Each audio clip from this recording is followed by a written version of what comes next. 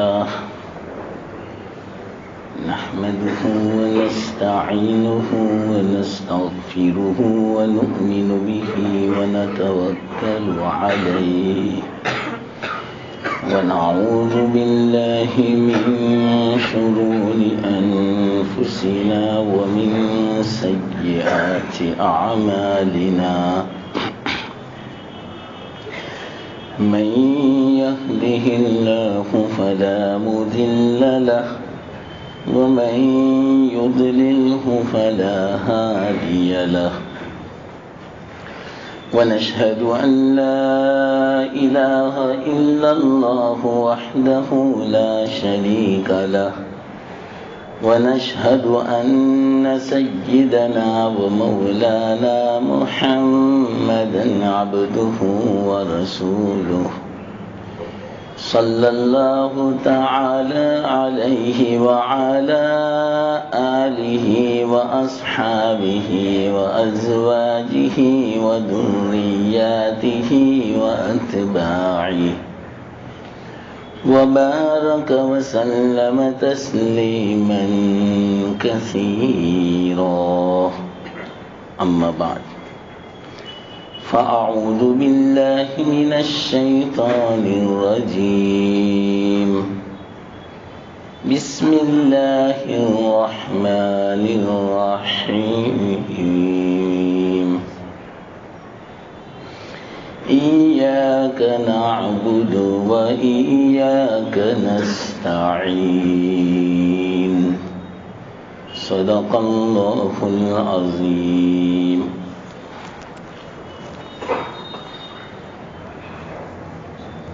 محترم دوست و بزرگ، گزشتہ مجلس میں عبادت کا جو تیسرا مفہوم تھا وہ میں نے اللہ کے فضل سے سمجھایا تھا.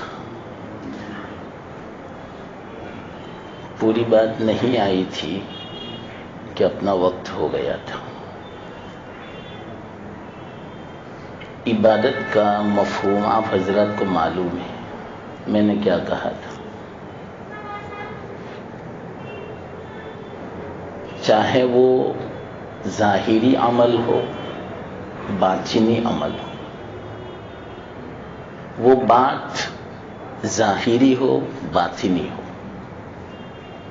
اللہ کے منشے کے مطابق ہونی چاہیے، اللہ کی رضامندی کے اور اللہ کی پسند کے مطابق ہو، اور اللہ کی اطاعت بجا لاوے. چاہے بفعل اوامری ہو، احکام کو بجا لا کر، و اجتناب نواہی ہو، گناہوں سے بچ کر، اور اللہ کی اطاعت بجا لانا اور گناہوں سے بچنا یہ اللہ کی محبت میں ہو، اللہ کی ناراضگی کے خوف سے ہو، اور اطاعت بجا لاوے اللہ کی رحمت سے امید بجا لا کر. یہی عبادت کا مفہوم. اس کو میں سمجھا رہا تھا. اس سے پتہ چلا، یاد رکھنا میں نے گزشتہ مجلس میں کہا تھا، یہ ہے صحیح معنوں میں دین، تفقہ فی الدین. یہ جو کوئی سمجھ گیا پورا دین سمجھ گیا. یہ اصل ہے.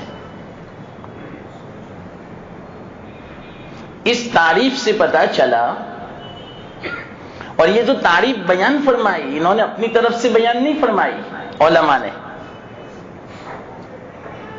قرآن حدیث کا نچوڑ ہے یہ. کیسا نچوڑ؟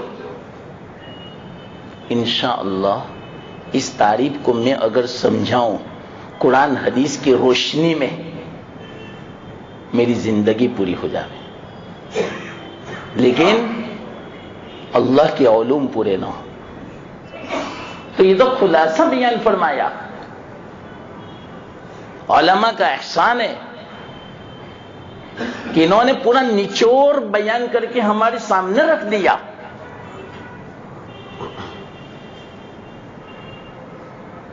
پورے دن کا نچوڑ. تو اس سے پتا چلا عبادت صرف نماز کا نام نہیں، روزے کا نام نہیں، زکوٰۃ حج عمرے کا نام نہیں. یہ غلط فہمی دور کر دو. گزشتہ پوری مجلس اس کو میں نے سمجھایا کہ عبادت صرف اس کو نہیں کہتے، بلکہ میں نے کہا تھا چلتے پھرتے یہاں تک کہ بازار میں آپ دکان میں بیٹھے ہیں پھر بھی آپ عبادت میں ہیں. علماء نے تو یہاں تک بیان فرمایا کہ جس کو کمانے کی ضرورت ہے اگر نہیں کمائے گا بال بچوں کو کیا کھلائے گا؟ حرام سوال کرنا پڑے گا. تو اس کے لیے کمانا فرض ہے، جیسے نماز فرض ہے. ہم تو نماز کو صرف فرض سمجھتے. کیلے بیچنا بھی فرض، کپڑے بیچنا بھی فرض. ایسی حالت میں سمجھو مسلمانوں، آپ دل وسیع رکھو.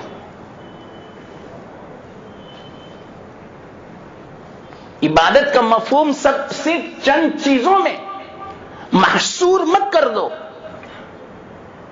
بہت وسیع مفہوم ہے اس کا. اسی لیے تو ہمیں پیدا کیا عبادت کے لیے. تو اس میں کمانا بھی پڑے گا. اگر کمائے گا نہیں تو دنیا کا بقا کیسے ہوگا؟ سب عبادت کریں گے تو کھائیں گے کہاں سے؟ کوئی کھیتی باڑی نہ کرے، کوئی دکان نہ کھولے. آپ ہی ذرا سمجھے اس بات کو. مختلف کام ہے دنیا میں، ایک کام نہیں ہزاروں کام ہے، اور اللہ تعالیٰ نے ہر کام کے لیے انسانوں کو مقرر کر دیا. ہر ایک کے دل میں وہی بات ڈالی، وہی دل میں الہام ہوا جو اللہ نے اس کے لیے مقدر کیا تھا.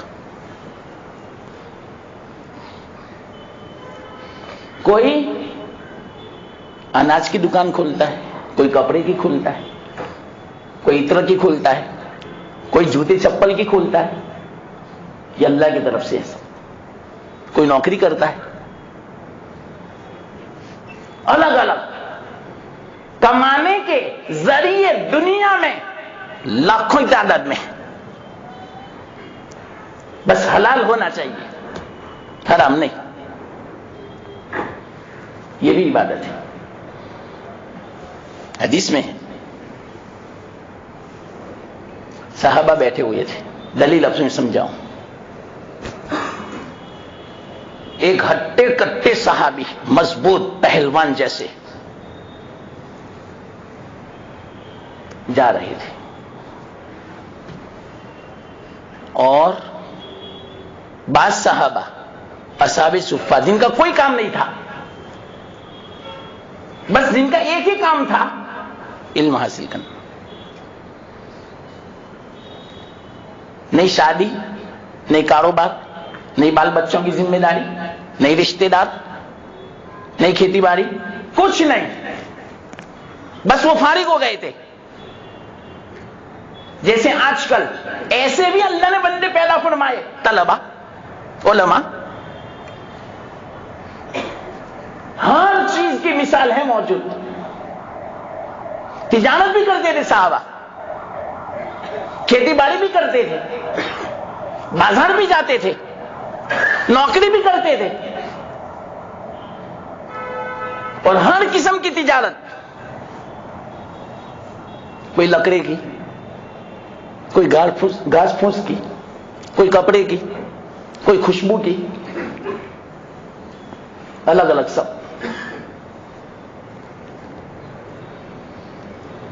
تو بعض صحابہ جو اصحاب صفہ میں سے تھے، جن کا کامت بس وہیں رہنا، کوئی دوسرا کام نہیں.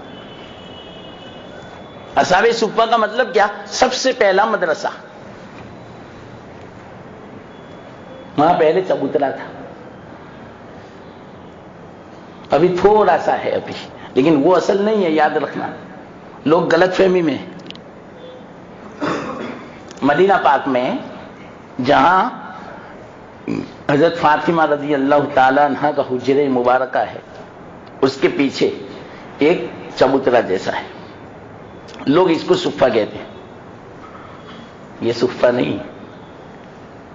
صفہ تو اس کے سامنے کی جو 2-3 صفحے ہیں پوری مکمل، وہ صفہ تھا. اب وہ چبوترا توڑ دیا گیا، اور یہ جو بنایا گیا تھا یہ تو بعد میں بنایا تھا. یہ جو ابھی چبوترا ہے خادمین کے لیے بنایا گیا تھا، خدام کے لیے بنایا گیا تھا، لیکن وہ بھی صف میں آتا ہے. لیکن صرف اس کو مت سمجھو، اس لائن میں جو بھی جہاں بھی آپ کو جگہ ملے، گویا اصحاب صفہ جہاں بیٹھتے تھے وہ جگہ ہمیں ملی، یوں سمجھا جائے گا. 3 میں سے کسی نے کہا یا رسول اللہ صلی اللہ علیہ وسلم، دیکھو وہ صحابی کتنے ہٹتے کٹتے ہیں، صحت مند ہیں، مضبوط ہیں، کاش کہ یہ فی سبیل اللہ، اللہ کے راستے میں نکلتے تو. یہ تو کھیت جاتے ہیں، کمانے جاتے ہیں. دیکھا اشکال؟ اعتراض دیکھا؟ اچھا ہوا کہ یہ اعتراض کیا تو ہمارے پاس اس کا علم آیا، ورنہ ہم اسی کو سمجھتے ہیں کہ یہی صرف دین ہے، یہی صرف عبادت ہے. اللہ کے رسول نے فرمایا سنو، آپ غلط فہمی میں ہو. یہ جو آدمی گیا، مجلس ہو رہی تھی، علم تقسیم ہو رہا تھا، اس سے بڑی بابرکت مجلس کون سی ہو سکتی ہے؟ اس کے باوجود اللہ کے رسول صلی اللہ علیہ وسلم نے فرمایا کہ یہ دنیا کے کام کاج کے لیے جا رہے ہیں، کمانے کے لیے جا رہے ہیں، کھیت جا رہے ہیں. ان کی نیت یہ ہے کہ میں کماؤں تاکہ مجھے کسی کے سامنے بھیک مانگنی نہ پڑے، سوال نہ کرنا پڑے. استعفافاً عن السوال، اس طرح کے الفاظ آتے، مجھے سوال نہ کرنا پڑے. اور اپنے رشتہ داروں کی مدد کے لیے، احسان کے لیے، اپنے پڑوس کے ساتھ اچھا سلوک کے لیے میں کمانے جاتا ہوں. یہ نیت ہے. اگر دیکھو نیت کیا بتائی کہ کسی کے سامنے دست سوال دراز نہ کرنا پڑے، حرام سوال سے بچوں، بال بچوں کی ذمہ داری میں پورا کروں، والدین کی میں خدمت کروں، رشتہ داروں کے ساتھ احسان کا معاملہ کروں، پڑوس کے ساتھ تلطف کا معاملہ کروں. اس لیے میں کماتا ہوں. اللہ کے رسول نے فرمایا یہ بھی اللہ کے راستے میں ہیں، وہ بھی مجاہد ہیں، وہ بھی داعی ہیں. مجاہد کہا، فی سبیل اللہ کہا، داعی کہا. کتنا بڑا سوال ہمارا حل ہو گیا. دنیا کمانے جا رہے ہیں لیکن یہ دین ہے. شرط بتلا دی، حلال کماؤ، نیت اچھی ہو،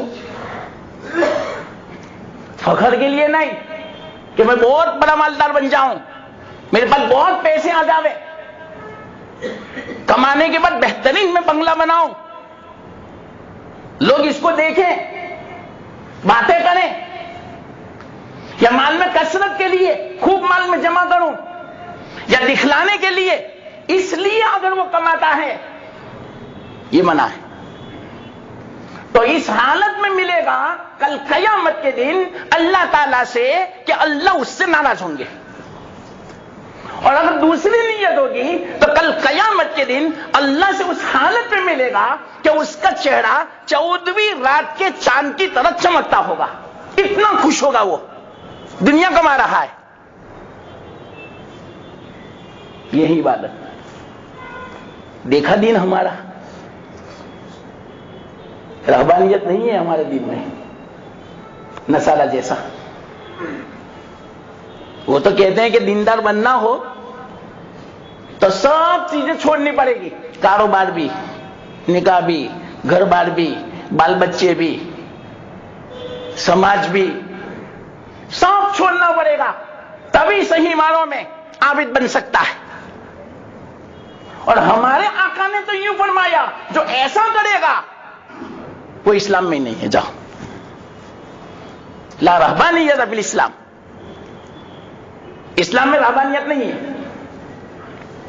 اللہ کے رسول صلی اللہ علیہ وسلم خود فرماتے ہیں مجھ سے زیادہ متقی کوئی نہیں، اس کے باوجود میں نکاح بھی کرتا ہوں، بیوی کا حق بھی ادا کرتا ہوں، سودا بھی ہوں، کھانا بھی کھاتا ہوں، کبھی روزہ بھی رکھتا ہوں، افطار بھی کرتا ہوں، بال بچوں کے ساتھ رہتا بھی ہوں، سب میں کرتا ہوں، میرا مقابلہ کون کر سکتا ہے؟ یہ کیا تم نے دین سمجھ رکھا ہے؟ غصے ہو گئے اللہ کے رسول صلی اللہ علیہ وسلم، کسی بھی عبادت ہی عبادت، یہ میرا طریقہ نہیں ہے۔ بعض صحابہ نے کہا تھا پوری رات عبادت کروں گا، نہیں سوؤں گا میں۔ کسی نے کہا روزانہ میں روزہ رکھوں گا، کبھی میں افطار نہیں کروں گا۔ ایک نے کہا کبھی میں نکاح نہیں کروں گا۔ اللہ کے رسول صلی اللہ علیہ وسلم ناراض ہو گئے کہ تم دین سمجھے ہی نہیں۔ نکاح کرنا بھی میری سنت ہے، یہ بھی عبادت ہے، اور بہت بڑی عبادت نکاح۔ اللہ اکبر۔ اذا تزوج العبد فقد استكمل نصف الدين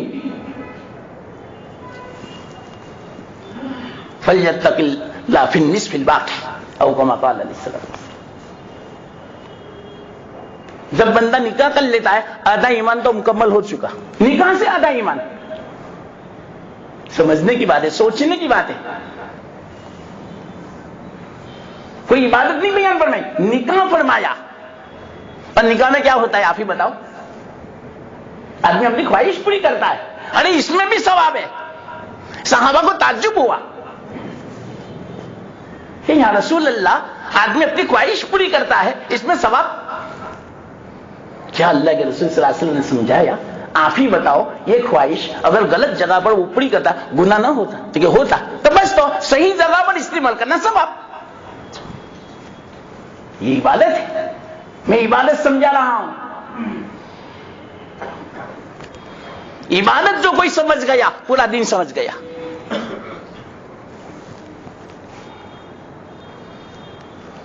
تو عبادت کا مفہوم میں سمجھا رہا تھا، صرف ظاہری عمل نہیں، باطن۔ گزشتہ مجلس میں باطن میں نے سمجھایا، اور باطن عمل بعض مرتبہ ظاہری عمل سے کئی گنا بڑھا ہوا ہوتا ہے۔ گناہوں سے بچنا یہ بہت بڑی عبادت ہے۔ پہلے مختصر باطن عبادت پر ایک دلیل کے طور پر واقعہ سنا دو حدیث کا، جس میں کوئی شک نہیں۔ باطنی عمل دیکھو، بار بار میں کہتا ہوں عبادت صرف نماز کا نام نہیں ہے، عبادت صرف روزے کا نام نہیں ہے، عبادت صرف تلاوت کا نام نہیں ہے، عبادت صرف حج عمروں کا نام نہیں ہے، یہ میں سمجھا رہا ہوں، یہ غلط فہمی نکال دو۔ عبادت کہتے ہیں جس وقت میں اللہ کا جو حکم ہو اس حکم کو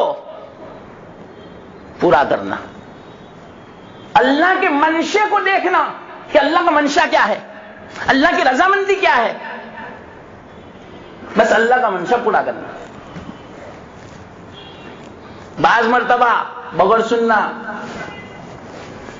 بعض مرتبہ میں کہتا ہوں نماز چھوڑنی بھی پڑتی ہے، اللہ کا حکم ہے، قضا کر لو۔ مثال کے طور پر عرفہ کے میدان میں آپ بغیر سننا، دین سمجھ میں آ جائے گا انشاءاللہ۔ اللہ کا حکم ہے مغرب کی نماز عرفہ میں مت پڑھنا، بس ختم۔ مزدلفہ آ کر پڑھنا، چاہے قضا ہو جاوے، پڑھو گے تو گناہ ہوگا۔ یا اللہ کیا دین ہے ہمارا! اس سے پتا چلا اللہ کا حکم پورا کرنا یہ ہے دین۔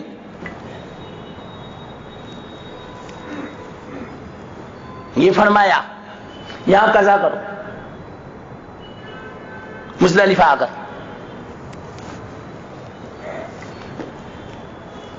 8ویں تاریخ کو ذی الحجہ کی مینا چلے جاؤ، کوئی کام نہیں پورا دن، بس ایسے ہی رہو مینا میں، پورا دن گزارو ایسے ہی۔ مکہ چھڑوا رہے ہیں اللہ، حرم شریف کی نماز چھڑوا رہے ہیں 1,00,000 نمازوں کے برابر، طواف چھڑوا رہے ہیں۔ اب کوئی وہاں نماز پڑھے گا، طواف کرے گا، گناہ ہوگا۔ ہمارا حکم ہے کہ مینا جاؤ۔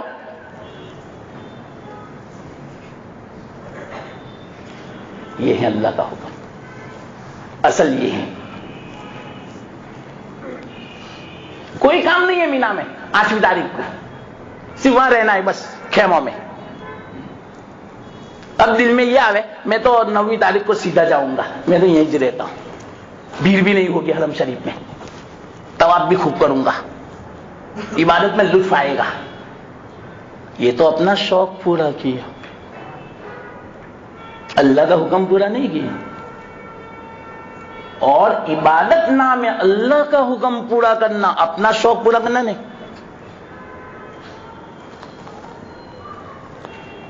اب سنو، ایک آدمی کا بہت دل چاہتا ہے تہجد پڑھو، پوری رات عبادت کرو، تلاوت کرو۔ ایک طرف ماں باپ بیمار ہے، آپ کی خدمت کی ضرورت ہے، ہاتھ پکڑنے کی ضرورت ہے، ہاتھ پکڑ کے ان کو واش روم لے جاؤ، اس کی ضرورت ہے۔ آپ بیٹھے ہیں ماں باپ کے پاس، آپ کے بیٹھنے سے ماں باپ کو خوشی ہوتی ہے، دل جوئی ہوتی ہے۔ آپ اٹھتے ہیں، عبادت کرتے ہیں تو ان کو ذرا وحشت محسوس ہوتی ہے، تنہائی محسوس ہوتی ہے، اکیلے پن محسوس ہوتا ہے۔ باپ کہتے ہیں کہ بیٹا میرے پاس بیٹھو نا، اچھا لگتا ہے مجھے، لیکن ابا مجھے تہجد پڑھنے دو، دل بہت چاہتا ہے، تلاوت کرنے دو، انہیں بہت دل چاہتا ہے۔ اس وقت تہجد نہ پڑھنا، تلاوت نہ کرنا، باپ کے پاس ایسے ہی بیٹھے رہنا 1000 سال کی تہجد سے افضل ہے۔ سمجھو دین کو، کیا سمجھتے ہو ماں باپ کو؟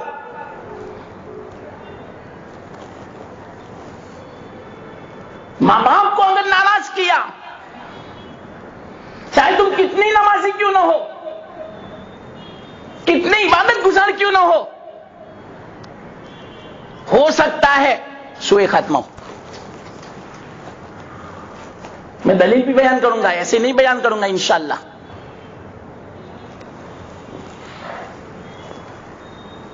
دو واقعے میں سناتا ہوں، دو آئے حدیث میں۔ ایک واقعہ تو آج ہی میں نے پڑھایا چھوٹا سا، اور دوسرا بھی میں سناؤں گا۔ صحابہ نے شکایت کی اللہ کے رسول صلی اللہ علیہ وسلم سے، یا رسول اللہ فلانا غلام ہے، بچہ 14-15 سال کا ہوگا، غلام کا لفظ ہے، اور دوسرا واقعہ صحابی کا ہے، شادی شدہ. پہلے مجھے وہ جو صحابی جو تھے شادی شدہ اس کا واقعہ معلوم تھا، یہ غلام کا واقعہ آج مجھے پتا چلا. 2 واقعے ہوئے اس سے پتا چلا. صاحب آئے، قالو کا لفظ ہے، جمع کا صیغہ، صاحب آئے، یا رسول اللہ صلی اللہ علیہ وسلم، فلانا جو بچہ ہے غلام سب کچھ بولتا ہے لیکن لا الہ الا اللہ نہیں نکلتا زبان سے. بولنے جاتا ہے زبان بند، اور بات کرتا ہے بات ہوتی ہے. اللہ کے رسول صلی اللہ علیہ وسلم نے فرمایا کیا وہ اپنی زندگی میں کلمہ نہیں پڑھتا تھا؟ لیکن پڑھتا تھا. کیوں نہیں پڑھتا؟ کیا وجہ؟ اللہ کے رسول نے فرمایا اٹھو چلو. صحابہ فرماتے ہم بھی اللہ کے رسول صلی اللہ علیہ وسلم کے ساتھ اٹھے، اس بچے کے پاس میں گئے. بچے سے کہا بچہ کیسے ہو؟ بیمار ہو. کلمہ پڑھو تو کہ لا استطیع، میرے اندر قوت نہیں، استطاعت نہیں کلمہ پڑھنے کی. کہ اچھا، اللہ کے رسول صلی اللہ علیہ وسلم سمجھ گئے یوں کیوں کلمہ نہیں نکلتا. امو کا حی، آپ کی ماں زندہ ہے؟ ٹھیک ہے، ہاں. صحابہ سے فرمایا بلاؤ، تو بلانے بھیجے. آئی، کیا کرنا ہے بچے کے بارے میں بولو.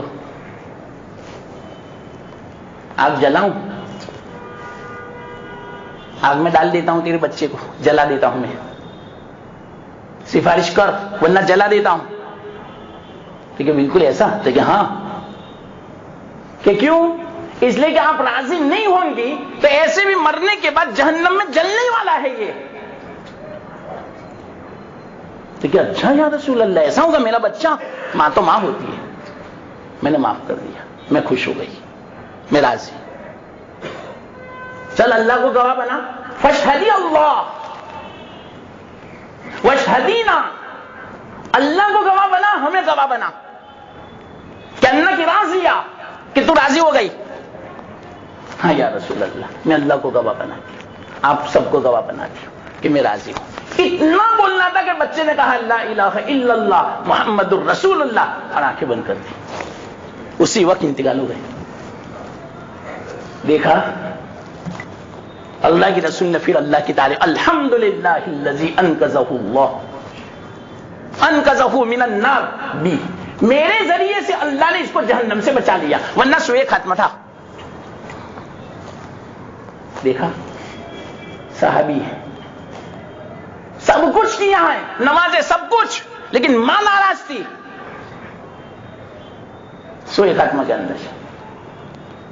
تو بعض لوگ بہت عبادت کرتے سب کچھ، ماں باپ کا کوئی خیال نہیں، ماں باپ ناراض، ارے عبادت کام نہیں آئے گی. راضی کر لو ماں باپ کو، چاہے وہ ظلم کریں. حدیث میں ہے 3 مرتبہ اللہ کے رسول نے فرمایا وَإِن ظَلَمَ وَإِن ظَلَمَ وَإِن ظَلَمَ، چاہے وہ ظلم کرے پھر بھی ان کو راضی کرو. جب تک یہ راضی نہیں ہوں گے اللہ راضی نہیں ہوگا. حدیث میں ان کی رضامندی اللہ کی رضامندی، یہ خوش اللہ خوش، اور جنت میں داخلہ. سستا سودا ہے مسلمان. اگر ہمارے ماں باپ کچھ خرچ کرنے سے راضی ہوتے ہو، پیسہ دینے سے، دے دو پیسہ. پیسوں کی محبت اتنی مت رکھو کہ ماں باپ بھی ناراض رہے، ہماری جنت بھی چلی جاوے ہاتھ سے. بیچارے ماں باپ تو معمولی بہانے سے راضی ہو جاتے ہیں، چاہے آپ نے کتنا ہی ستایا ہو، ان کے پیر پکڑ لو، معافی مانگ لو، 1-2 آنسو بہا لو، کچھ ہدیہ تحفہ دے دو. اگر اللہ نے آپ کو دیا ہے تو 1-8 لاکھ دے دو، لو ابھی خرچ کرو، یہ خرچ ہونے کے بعد پھر میں دوں گا.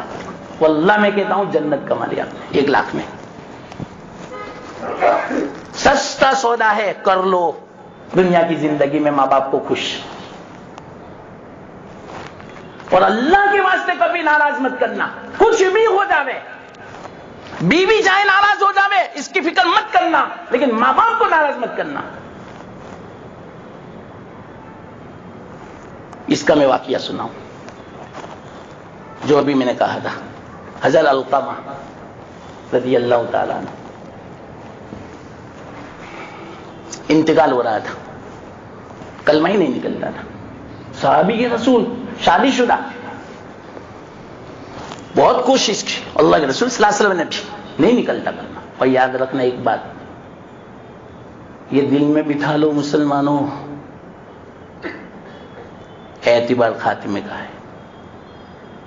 میں چاہے پوری زندگی خدمت کروں، میں اترا نہیں سکتا، واللہ میں کہتا ہوں، میں یہ دعویٰ نہیں کر سکتا کہ میں دین کی خدمت کرتا ہوں۔ کوئی کچھ کہہ نہیں سکتا، سارا مدار خاتمے پر ہے۔ معلوم نہیں وقت پر خاتمہ کیسا ہوتا ہے، ہر وقت ڈرتے رہنا چاہیے آدمی کو کہ اللہ بچاوے کس عمل کی نحوست کی بنا پر، شامت عمل کی بنا پر سوء خاتمہ ہو جاوے۔ کوئی دعویٰ نہیں کر سکتا، کسی کو حقیر مت سمجھو اللہ کے واسطے۔ اللہ بہت ناراض ہوتا ہے اس بات سے، اپنے آپ کو بڑا سمجھنے، دوسروں کو حقیر سمجھنے سے۔ کہیں ایسا نہ ہو کہ ایمان سلب ہو جاوے، چاہے کتنا ہی گنہگار کیوں نہ ہو۔ سن لو کہ میں آپ کو بیچ میں کہتا ہوں، کتنا ہی شرابی کبابی ہو، فاسق فاجر ہو، حقیر بالکل مت سمجھو۔ اور ہم کتنے ہی نیک ہو، تہجد گزار نماز کے پابند ہو، اللہ کے واسطے شرابی کبابی کو حقیر مت سمجھو، اپنے آپ کو اچھا مت سمجھو۔ اللہ چاہے تمہیں شرابی بنا دے، اس کو اللہ کا ولی بنا دے۔ اللہ بے نیاز ہے، نہ کسی کی عبادت کی ضرورت ہے، نہ گناہ سے نقصان ہوتا ہے اللہ کو۔ بس اللہ نے امتحان کے لیے ہمیں بھیجا ہے دنیا میں، ڈرتے رہنا چاہیے آدمی کو بس ہر وقت۔ العبرۃ بالخواتیم۔ میں آپ کو واقعہ سناتا ہوں، ابھی پہلے یہ حدیث کا سن لو، بات آئی اس لیے میں کہتا ہوں۔ کلمہ نہیں نکلتا تھا، اللہ کے رسول صلی اللہ علیہ وسلم تشریف لائے، یہی فرمایا اس کی اماں زندہ ہے، بلاؤ، معاف کرنا ہے کہ نہیں اس کو؟ لیکن میں نہیں معاف کروں گی۔ اپنی زندگی میں بیوی کو ترجیح دیتا تھا، بیوی کی بات کو مقدم، میری سنتا ہی نہیں تھا۔ آج کل ایسا ہی ہے اکثر نوجوانوں میں، ماں بیچاری شکایت کرتی ہے کہ جب سے شادی کی بچے کا حال بدل گیا،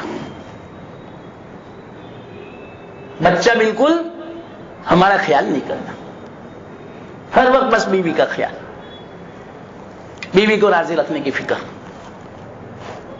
ہمیں جھڑک بھی دیتا ہے، ڈانٹ بھی دیتا ہے۔ عجیب و غریب حالات ہے آج دنیا میں۔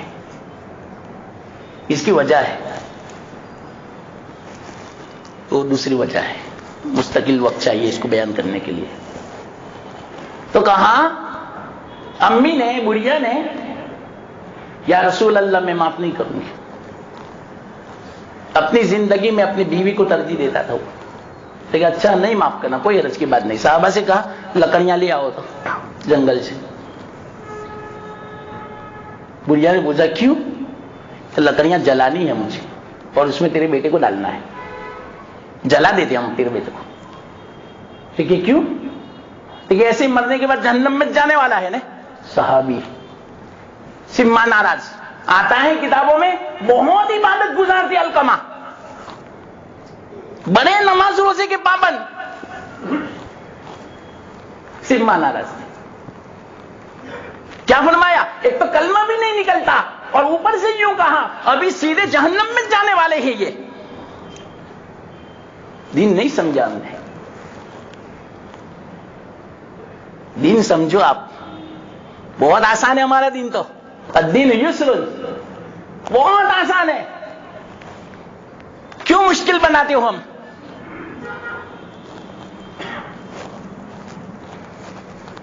تو ماں نے کہا کہ یہ تو مجھ سے نہیں دیکھا جائے گا، کہ دنیا میں نہیں دیکھا جائے گا، مرنے کے بعد بھی یہی حال ہونے والا ہے. ٹھیک ہے، اچھا یہ بات ہے، تب تو میں نے معاف کر دیا یا رسول اللہ. دیکھی ماں، نہیں دیکھا جاتا ماں سے. کیسا دل ماں کا بنایا اللہ نے، سب سے زیادہ رحم والا، شفقت والا، مہربانی والا. تو کتنا آسان ہے جنت کمانا. تھوڑی سی خدمت کر لو ماں کی، دعاؤں کا ڈھیر لگا دیں گے ماں. اور بیوی کبھی دعا نہیں دے گی. ایک مرتبہ دیکھو اس کی امید کے خلاف کرو، پوری زندگی پر پانی پھیر دے گی، آپ نے دیا کیا مجھے.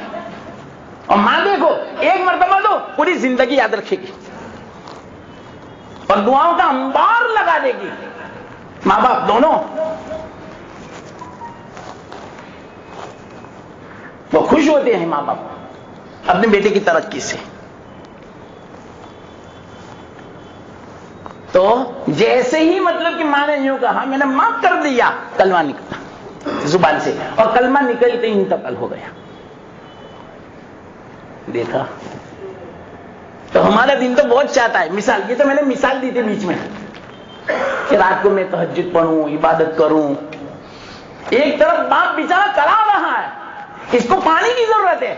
ایسا نہیں کہ اٹھ کے مصلی پر سے ان کو پوچھے کہ ابا کس چیز کی ضرورت ہے، آپ کو پیشاب کا تقاضا ہے، پانی پینا ہے، بھوک لگی ہے کیا. تو یہ سب کہیں گے تو میری تہجد کا وقت نکل جائے گا. انا للہ، تہجد سے افضل ہے. اور اس وقت اگر ماں باپ کی خدمت میں یہ میں سمجھا رہا تھا، نماز چلی گئی، فوت ہو گئی، جماعت چلی گئی فجر کی، کوئی حرج کی بات نہیں. اس وقت نماز فوت کرنا آپ کے لیے حکم تھا اللہ کا. اگر نماز کے لیے جاؤ گے تو ماں باپ کو تکلیف ہوگی، پریشانی ہوگی، کوئی نہیں آپ کے علاوہ خدمت کرنے والا. اور ان کو تقاضا ہے پیشاب پانی کا، کھانے کا، خدمت کا، اٹھانے کا، سہارے کا. اور آپ کو شوق ہے مسجد میں نماز پڑھنے کا، ارے وہیں پڑھ لو نماز، جماعت سے بھی زیادہ ثواب ملے گا. یہ ہے دین، کتنا آسان ہے. اور ایسا ہر وقت تھوڑی ہوتا ہے، کبھی کبھار ہوتا ہے موقع.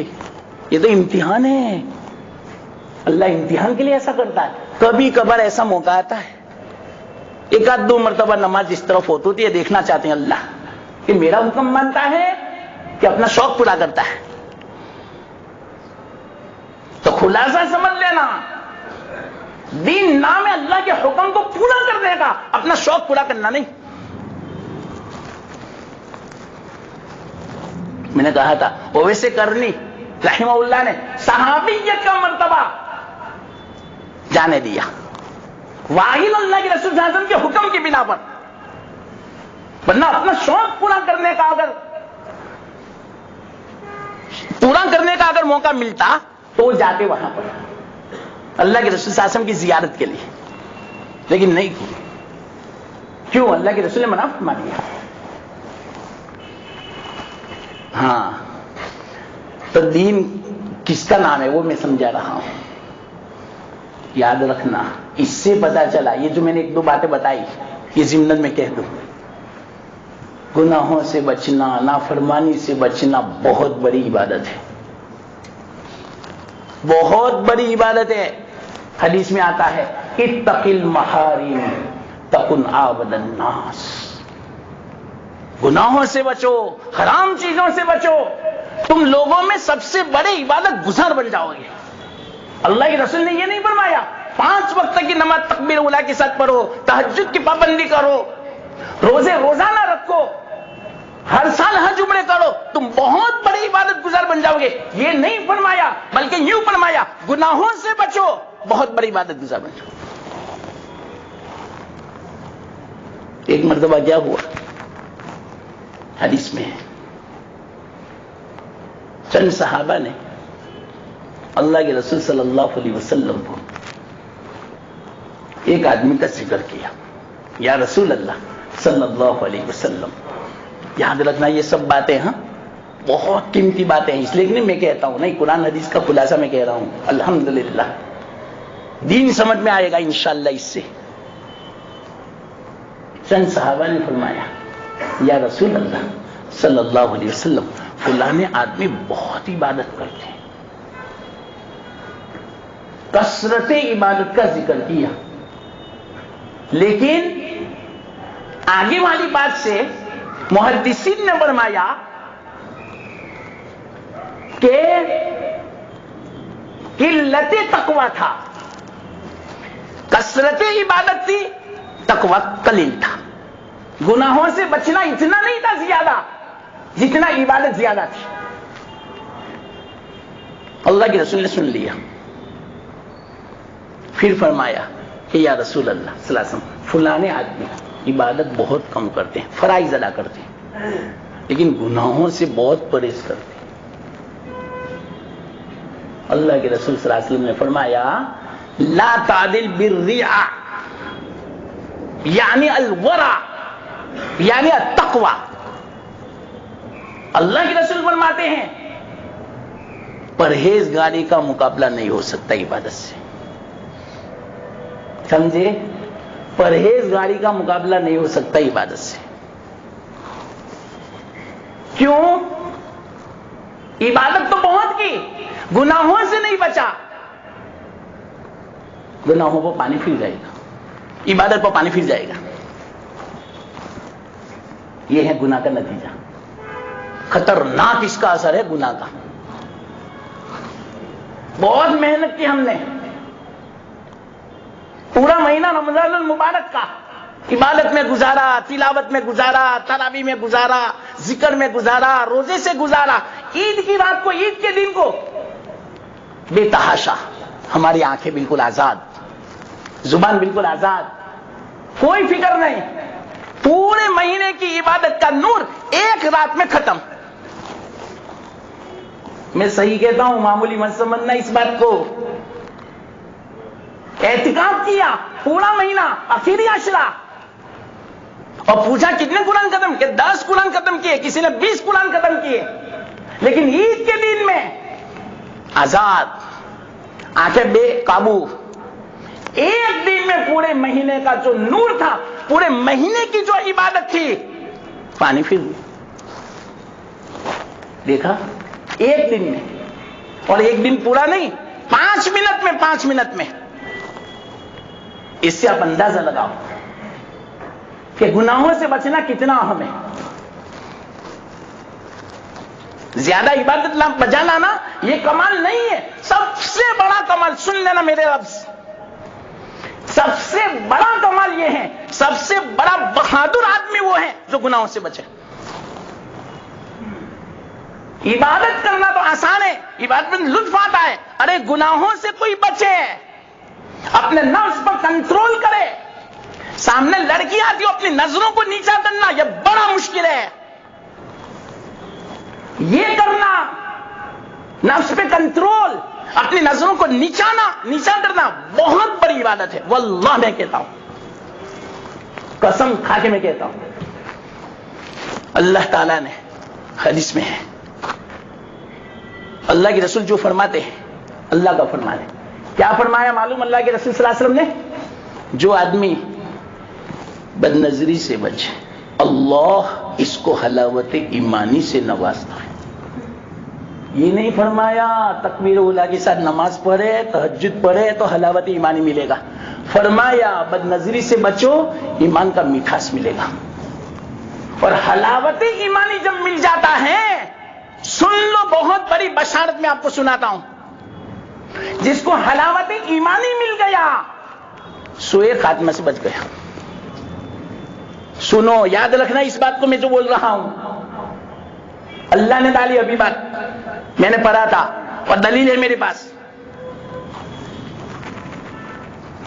بزرگوں نے فرمایا حلاوت ایمانی جب اللہ کسی کو عطا فرماتے ہیں،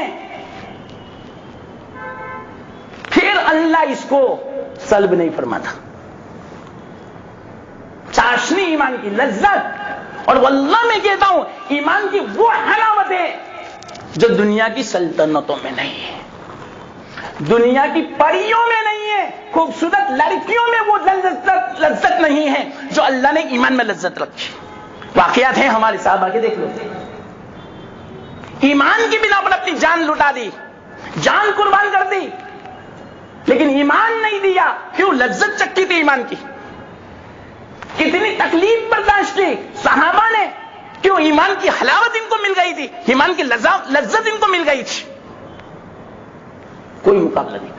تو بد نظری سے بچو کہ اللہ کے رسول فرماتے ہیں اللہ اس کو حلاوت ایمانی سے مالا مال فرمائے گا۔ پر ایمان کی چاشنی جب مل جاتی ہے پھر کیا پوچھنا، آدمی بے چین ہو جاتا ہے، بے قرار ہو جاتا ہے۔ اگر اللہ کی نافرمانی ہوتی ہے تو، اللہ کو کوئی حکم پورا نہیں ہوتا تو بے چین ہو جاتا ہے۔ اور یہ کتنی خطرناک چیز ہے معلوم؟ دیکھو میں نے کہا نا، بد نظری سے بچو گے حسن خاتمہ، اور ہو سکتا ہے، اب سنو آگے والی بات بڑی خطرناک، اس سے پتا چلا جو بد نظری سے نہیں بچتا سوئے خاتمے کا اندیشہ ہے۔ اب واقعہ میں آپ کو سنا دوں، بہت ڈر لگتا ہے واقعہ، اس لیے میں نے کہا، کیا کہا میں نے؟ کوئی بھروسہ نہیں، اپنے بارے میں کوئی کچھ کہہ نہیں سکتا، کوئی دعویٰ نہیں کر سکتا، معلوم نہیں کس گناہ کی نحوست مرتے وقت سامنے آ جاوے اور ہماری زبان بند ہو جاوے، کلمے کے لیے رکاوٹ بن جاوے۔ میں صحیح کہتا ہوں، آہستہ سے میں یہ کہتا ہوں، آپ کے دل میں بٹھا لو یہ بات، اللہ حفاظت فرماوے بد نظری سے۔ بد نظری آج اتنی خطرناک بیماری عام ہو چکی ہے دنیا میں، شاید کوئی بچا ہو۔ صرف نوجوانوں کی بات نہیں کرتا، سب کی میں بات کرتا ہوں، چاہے متقی سمجھا جاتا ہو، عالم سمجھا جاتا ہو، شیخ سمجھا جاتا ہو، یا کوئی بھی ہو، اللہ حفاظت جس کی فرماوے وہی بچ سکتا ہے۔ اتنا خطرناک یہ گناہ عام ہے۔ اب میں مختصر واقعہ سناؤں، بہت ڈر لگتا ہے لیکن کیا کرے، سنانا پڑے گا، بات آ گئی اس لیے۔ ایک بزرگ تھے، لاہور کا واقعہ سناتا ہوں، ابھی کا۔ وہ بزرگ رو رہے تھے، انہوں نے سنایا،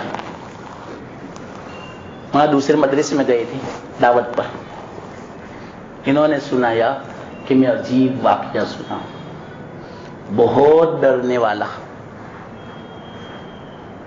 انہوں نے فرمایا ہمارے مدرسے میں 3 بھائی تھے پڑھانے والے، تینوں جید استعداد والے، بڑی بڑی کتابیں پڑھانے والے، پوری زندگی دین کی خدمت کی، مدرسے میں پڑھایا، بڑی بڑی کتابیں حدیثوں کی، دور حدیث کی، بخاری، مسلم، مشکات، ہدایہ۔ آخر میں بڑا بھائی جو تھا، تینوں بھائی جید استعداد والے، لیکن نام نہیں لیا کہ وہ کون، اور اچھا ہوا نام نہیں لینا چاہیے۔ بڑے بھائی جب بیمار پڑے، بہت بیمار پڑے، ان کو بھی اب پتہ چل گیا میرا آخری وقت ہے۔ کیوں؟ بڑے عالم تھے، بڑی کتابیں پڑھاتے تھے، سالوں سے پڑھاتے تھے، جید استعداد والے، تو طلباء بھی بہت تھے، علماء بھی بہت تھے ان کے پاس۔ سب بیٹھے ہوئے تھے، سب افسوس کر رہے تھے کہ ہمارے استاد کا انتقال ہو رہا ہے، ہمارے حضرت کا انتقال ہو رہا ہے۔ سب بیٹھے ہوئے تھے، انہوں نے کہا کلام مجید لاؤ، نے کلام مجید لیا سب کے سامنے۔ طلباء اور علماء تو انتظار میں تھے کہ کیا حضرت فرمائیں گے۔ قرآن ہاتھ میں پکڑا اور یوں کہا یہ کیا ہے؟ کتاب اللہ، سنو اس کتاب کو میں نہیں مانتا، نعوذ باللہ۔ اتنا کہنا تھا اور انتقال ہو گیا۔ حیرت میں سب یہ کیا ہوا، کفر ہو گیا۔ 1 منٹ میں 70-80 سال کی خدمت کو پانی پھر گیا، 1 سیکنڈ، منٹ بھی نہیں۔ جب سے یہ واقعہ میں نے سنا ہے نا، تب سے مجھے اثر ہے، لیکن کیا کرے، بات ایسی تھی مجھے کہنا پڑا۔ آپ سے زیادہ مجھے ڈر لگتا ہے. یہ ہماری لائن کا واقعہ ہے. علماء کا پوری زندگی خدمت کی. آپ مسلمان کے قبرستان میں بھی نہیں دفنا سکتے اتنے بڑے عالم کو. جنازہ بھی نہیں پڑھا سکتے آپ. کافر ہو گئے. جلا دو اب اس کو, پھینک دو. کون؟ علامہ, محدث, شیخ. اب آپ ہی بتاؤ, پورے لاہور میں چرچا, یہ کیا ہوا, کیوں ہوا, ہم نے تو کبھی دیکھا ہی نہیں تھا کہ کوئی غلط کام ان کا. پوری زندگی کی. دیکھو یہ بات میں آپ کو کہنا چاہتا ہوں, خطرناک بات, بہت ڈرنے کی بات ہے مسلمانوں. دین صرف یہ مت سمجھو کہ میں آپ کو تفسیر سنا رہا ہوں, میں دین کی قیمت بیانات کر رہا ہوں, میں ہر سال چلا لگا رہا ہوں, 5 وقت کی نماز پڑھنا ہوتا ہے. صرف اس کو دین مت سمجھو. گناہ سے بچنا بہت بڑا دین ہے. حدیث میں ہے یہ بات. اب باتیں ہو رہی ہیں, کسی کو پتا نہیں, کسی کو پتا نہیں. اللہ, کئی دنوں تک چرچا ہوا, لیکن آپ کو پتا ہے کہ آدمی پھر بھول جاتا ہے واقعہ, چاہے کتنا یہم کیوں نہ ہوا. عجیب ہوا اللہ کا کرنا. 2 بھائی ابھی پڑھاتے تھے, 8-10 سال ہو گئے پہلے بھائی کے انتقال کے. دوسرا بھائی جو پڑھا تھا بیچ والا, اس کا موت کا وقت ہے. یہ بھی ایسے تھے. اب مجھ سے نہیں بولا جاتا. اللہ کا کرنا ان کا بھی ایسا ہوا. انہوں نے قرآن تو نہیں منگوایا, بلکہ یوں کہا, میں نہیں مانتا کتاب اللہ کو. نعوذ باللہ. اب لوگ حیرت میں, وہ واقعہ بھی تازہ ہو گیا بڑے بھائی کا. یہ کیا ہوا؟ پورے پاکستان میں چرچا, یہ کیا ہوا؟ تیسرا بھائی باقی بچا. اب اس کا جو رونا شروع ہوا, اللہ اکبر, کہ اللہ میرا بھی ایسا حشر ہوگا. اس کے بعد سے توبہ شروع, رونا شروع. اتنی عبادت, سونا بھی حرام ہو گیا, کھانا بھی حرام, کہ میرا بھی ایسا ہوگا. اللہ کو فرمایا, اللہ مجھے رسوا نہ کرنا. رو رہے ہیں, بے چین ہیں, پریشان ہیں. ایک مرتبہ عشاء کے بعد بیٹھے ہوئے مصلی پر, بہت رو رہے تھے, دعا مانگ رہے تھے, بس وہی تصور اپنے بھائیوں کا. اسی حالت میں آنکھ لگ گئی مصلی پر. اللہ کے رسول صلی اللہ علیہ وسلم کی زیارت ہو گئی, کامیاب ہو گئے. اللہ کے رسول صلی اللہ علیہ وسلم نے فرمایا, پوچھا کیوں بہت روتے ہو؟ پتا تھا پھر بھی پوچھا. کہ یا رسول اللہ, میرے 2 بھائی کتنے بڑے عالم تھے, پوری زندگی خدمت کی, کفر پر موت آئی تھی, لیکن آویز نے کفر پر موت, بد نظری کا نتیجہ یہی ہے. یہ لفظ کہاں, بد نظری کا نتیجہ یہی ہوتا ہے. سوئے خاتمہ. بعضوں کو اللہ پتہ بتا دیتا ہے, دکھا دیتا ہے عبرت کے لیے, اور بعضوں کو دکھاتا نہیں. اس لیے خاتمے کا وقت بڑا خطرناک ہے. بعض مرتبہ دل ہی دل میں انکار ہوتا ہے, اللہ پر شکایت ہے, اللہ پر اعتراض, اللہ سے ناراض,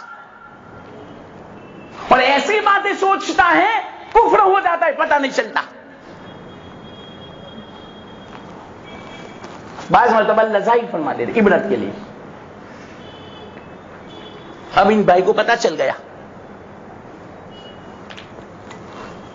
اب جو توبہ کی, توبہ تو کئی رہے تھے, اللہ نے بچا لیا. دیکھا آپ نے بظاہر کیسے, میں سب کہتا ہوں علامہ, شیخ, محدث, لیکن بد نظری ایسی چیز ہے کہ پتہ ہی نہیں چلتا کسی کو. شیخ ہے لیکن دیکھ لیا, کون دیکھتا ہے کہ یہ لڑکے کو دیکھتا ہے؟ طواف کر رہے, لڑکیوں کو جھانک رہے, کوئی دیکھتا ہے تو فوراً نظر، یہ تو کوئی پتہ ہی نہیں چلتا. یہ گناہ ایسا ہے کہ لوگوں کو پتہ ہی نہیں چل سکتا سوائے اللہ کے. اللہ کو ہر نظر کا پتہ ہے، نیت کا بھی پتہ ہے کہ اس کی نظر کیسی ہے. بعض مرتبہ نظر پڑ گئی لیکن نیت بری نہیں ہے تو بد نظیر نہیں ہے. مثال کے طور پر میں آپ سے کہوں ڈاکٹر ہے، ڈاکٹر کے بعد تو عورت بھی آئے گی اور کتنے سینکڑوں عورتیں آئے گی تو دیکھنا بھی پڑے گا، لیکن اس وقت دل کو دیکھو. آنکھیں دیکھے گی، اب اس وقت دل پہ نظر رکھو. بغور سننا دل پہ، کہ دل میں کوئی برا خیال نہ آوے، دل میں کوئی حرکت نہ ہو بری. مجھے مجبوراً دیکھنا پڑتا ہے، کوئی حرج کی بات نہیں دیکھ سکتے مجبوری میں. اس وقت دل پر خیال رکھو، اور جہاں مجبوری نہ ہو نظر پر خیال رکھو. اسی لیے کہتے ہیں بزرگان، نظر بر قدم نظر بر دل. نظر بر قدم، نیچے نظر کب؟ مجبوری نہ ہو، بازار میں ہو، سڑکوں میں ہو، عام مجمع میں ہو، شادیوں میں ہو، نیچے نظر. نظر بر قدم. اور اگر مجبوری ہو کیا کرے؟ مثال کے طور پر پلین میں سفر کر رہے ہیں، عورتوں سے بات کرنی پڑے گی. عورتیں خادم ہیں، خدمت گزار، ان سے ہی سب کچھ کرنا پڑے گا. تو اس وقت دیکھ رہے ہیں لیکن نظر پر دل. اس وقت دل پر نظر کہ میرے دل میں کوئی حرکت نہ ہو، میرے دل میں برا خیال نہ آوے، بری سوچ نہ ہو. اس کے جانے کے بعد میں خیالی پلاؤ نہ پکاؤں کہ میری ہو جاوے تو، اس کے ساتھ میری تنہائی ہو تو مزہ آ جاوے. یہ برا خیال اس کو بولتے ہیں. تو نظر پر دل، مجبوری ہو نظر پر دل. بہت خطرناک چیز ہے یہ. کوئی جگہ نہیں بچی ہے.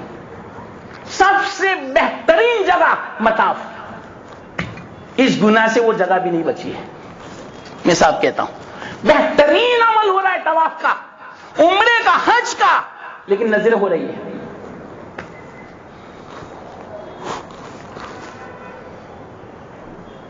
اللہ جس کو بچائے وہی بچ سکتا ہے. بس قسم کھا کے میں کہتا ہوں، قسم کھا کے میں کہتا ہوں، حضرت تھانوی رحمت اللہ علیہ اپنے زمانے میں بیان فرماتے ہیں، 100 سال پہلے، 100 سال پہلے فرماتے ہیں. تو اس زمانے کی بات کیسی ہوگی؟ وہ یوں فرماتے ہیں، جو آدمی مجھے ضمانت دے دے، یعنی گارنٹی دے دے، میں بد نظری سے بچوں گا، اور جو بچ جاوے بد نظری سے، میں اس کو ولی نہیں کہتا بلکہ ولیوں کا سردار مانتا ہوں. یہ نہیں کہا دوسرے گناہ، بد نظری سے بچے، اولیاء کا سردار مانتا ہوں 100 سال پہلے. اور واللہ میں کہتا ہوں اس زمانے میں جو بد نظری سے بچے ولیوں کا سردار نہیں، کتب ہے، غوث ہے. غوث کتب بننا ہو، غوث بننا ہو، اولیاء کا سردار بننا ہو، بد نظری بچو. بہت بڑی عبادت ہے. واللہ میں کہتا ہوں حسن خاتمہ کی ضمانت ہے، جنت کی ضمانت ہے. اس کو بولتے ہیں پاک دامنی. اللہ کے رسول فرماتے ہیں جو پاک دامن بن جاوے، بہت بڑی عبادت ہے پاک دامن. اللہ فرماتے ہیں، اللہ کے رسول نے فرمایا، اللہ فرماتے ہیں اس آدمی کے لیے میں جنت کی ضمانت لیتا ہوں، اور اس آدمی کے لیے میں پاک دامن بنانے کی ضمانت لیتا ہوں. اللہ فرماتے ہیں. بولو ہم صرف عبادت کس کو سمجھتے ہیں؟ عبادت تو دوسری نکلی. اللہ بچاوے. کتنا بیٹھے ہم، دین کی باتیں کتنی سنی، مغرب جماعت سے عشاء پڑھو گے، اب باہر نکلے جا رہی تھی لڑکیاں، غور سے گور گھور کے دیکھا، گئے کام سے 1.5 گھنٹے کی عبادت 1.5 سیکنڈ میں گئی، سارا نور گیا۔ چلا لگایا، بہت مسجد میں رہے، 5 وقت کی نماز تکبیر بولا کے ساتھ، چلا پورا ہوا، گھر گئے، پہلے دن بد نظیر شروع، پورے چلے کی رونق گئی، پورے چلے کا نور گیا، ایسے کہ ویسے جیسے آئے تھے ویسے واپس آ گئے، کوئی فرق نہیں آیا، سارا نور ختم۔ پھر وہی رفتار بے دھنگی، کیوں؟ نور تو رہا نہیں۔ اللہ بچاوے، اللہ حفاظت فرما۔ دین سمجھا رہا ہوں، یہ تو بیچ میں ایک بات آئی، اس پر میں نے الارم بج گئے۔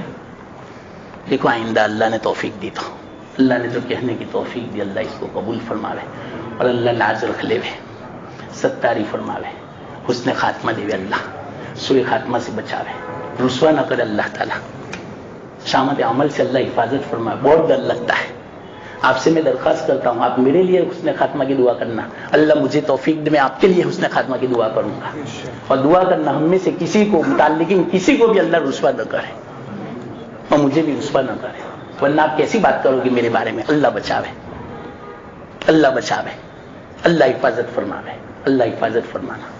آخر دعوانا الحمدللہ۔